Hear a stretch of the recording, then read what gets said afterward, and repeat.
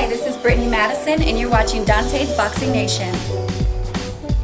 Okay, now blow. Okay, sorry. Yeah.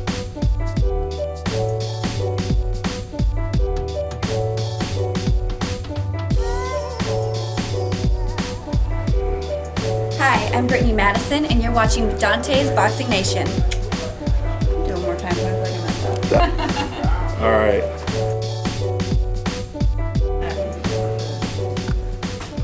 Hold the belt up, Denny. Hey, it's right here. Thank you all for coming. Thank you for waiting. Had to get stitched up.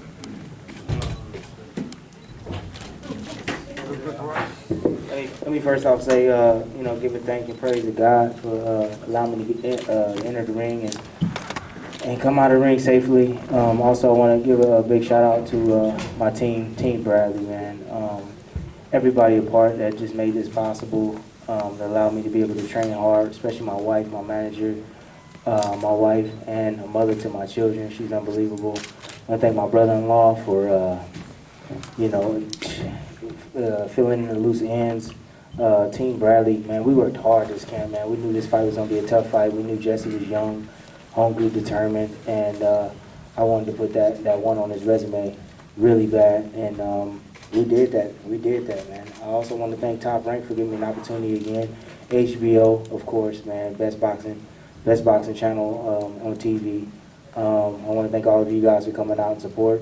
Other than that, you guys got any questions? Yeah. Bradley, being that you clearly... Okay, Jessie says that he's going to do everything in his power to have the decision overturned to a no contest. Being that we all clearly saw you winning just about the whole fight up until that point, what do you think he gets out of trying to overturn that decision into a no contest? Oh man, sour grapes, man. That's how it goes. The ref made a mistake in the fight. I was coherent. I knew exactly what I was doing.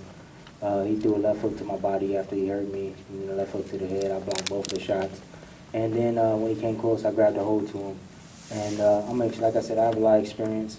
10 seconds or not, he wouldn't have finished me off. Pavanikov couldn't finish me off, so Jessie wouldn't have finished me off. And even if if it was a 7 or 10-9, a 7-10 round, he still would have lost the fight because I was ahead on the scorecards, and I was winning. I was winning a lot of rounds. So yes. This win, congratulations, brother. Thank you. What does this win do to your spirit in terms of moving forward now? And would you like to have a fight with Keith Thurman? Man, I will fight anybody, man. Right now, I'm not thinking about Keith Thurman or anybody else right now. I'm just thinking about recovering. But like I tell you, I'm a throwback fighter. I'll fight anybody in the sport. Keith Thurman is a phenomenal fighter, an explosive fighter with power in both hands. He's definitely a specimen. But I don't back down, man. I fight the best, and I'm gonna continue to fight the best. And what this fight means and signifies for me is that we're 5-time. My team and we've captured 5 world championships together. We suffered 1 defeat, but we stuck together and we stick it out every time. And we always put together a great game plan when we go into our fights, and we win our fights. So I think that we deserve a lot of respect because this is our 5th world championship. And 2 division world champions. So I'm headed. I want to be in the Hall of Fame. That's why I want to fight the best. I want to be. I just don't want to be a fighter just to fight and everybody forget about it. I want to be remembered as something. I don't know. Everybody always say determination, heart, will. If I'm remembered like that, I'll take it. I'll take it. I'd say congratulations on the win. Thank you.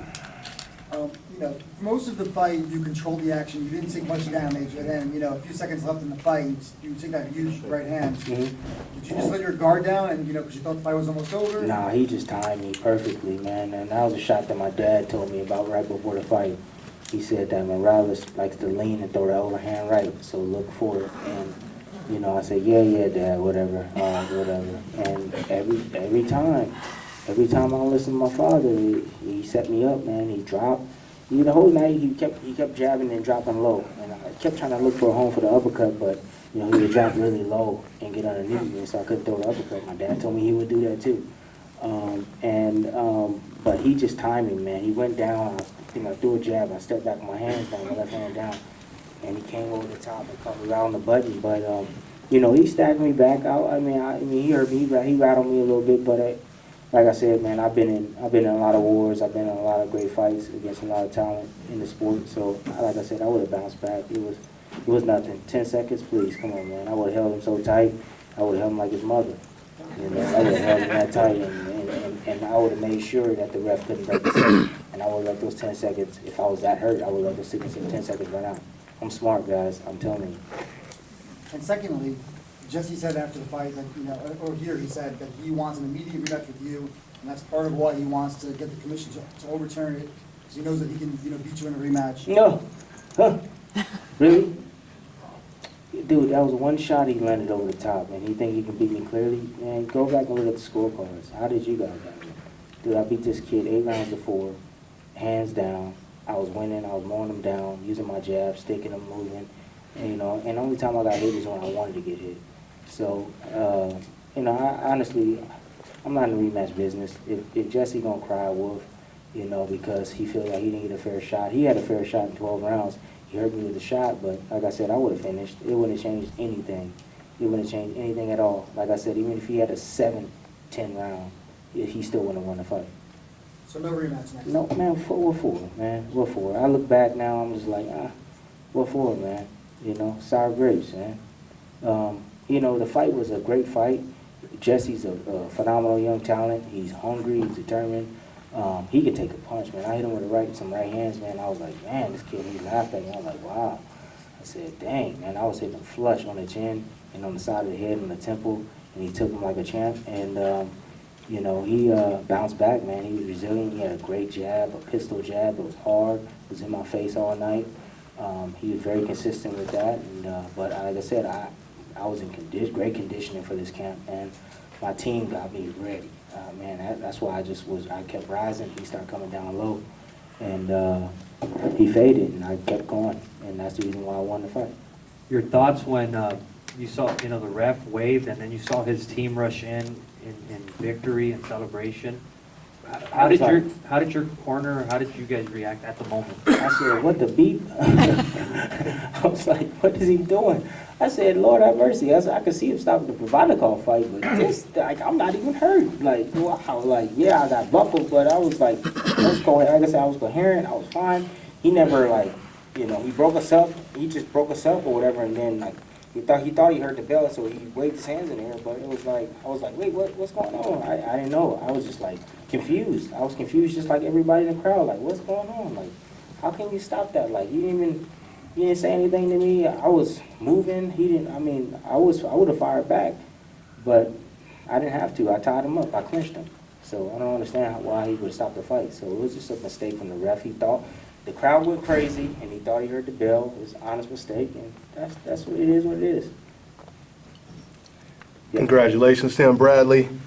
Yesterday at the weigh-in, Jessie Vargas, he said he was stronger than you and he had more will than you. Yeah. How satisfying is this victory, and how strong was he? Who had more willpower? Me. I had more willpower. He landed that shot at the end, but I felt like I said, I was controlling, mowing him down, controlling the action, especially in the second half of the fight. He started coming down, and I just kept pouring it on him, man. Kept pouring it on, landing right hands over the top, trying to land the hook over the top. My jab was working really well at times. But, you know, he's a strong fighter. I tip my hat off to Jesse. He was a lot tougher than I expected. He came to fight. Really good young talent. I mean, he had nothing to be ashamed of. He fought against one of the best pound for pounds in the game. I feel like I'm 100% one of the best pound for pound fighters in the world. I don't care how you guys rate me, but I feel I am. 5 world championships. I mean, that speaks for itself. Look at my resume.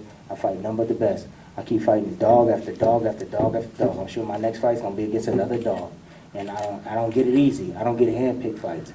You know, these guys, they put them in front of me, Top Rank put them in front of me, and I just keep taking them down. Timothy, when Jesse was in here, he said that you called him a great champion. Yeah. He thought that meant that you thought that you had lost the fight. No.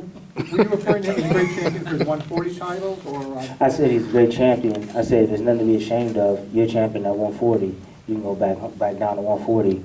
and reign at 140 and be a champion. No, he took that the wrong way. I was commenting him, giving him a compliment because he fought a good fight. Tim, congratulations on completing your Christmas picture. Yes, oh man, my son gonna love that thing, man. Hey, this thing got little jewels on it, man. It's nice. Diamonds on it. It's tight. Yeah, it's tight, man. Hey, I want to thank the WBO, man, for believing in me, man, and giving me a shot.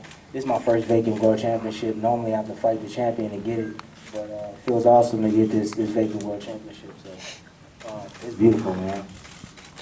Tim, let me ask you, what round did you notice, in addition to his will, but his stamina was diminishing? My trainer was telling me after 4, he was like, after 4, this kid's gonna fade, Tim. He's like, you can't get ready in a month for you. He said he's gonna fade, and he said he's fading. You can go back and look at the film, listen in on our corner, and you'll hear my trainer say, he's getting tired, Tim. He's getting tired. Keep going down. Keep on him down. And my trainer wanted me to keep my hands high and walk him down and bang him to the body.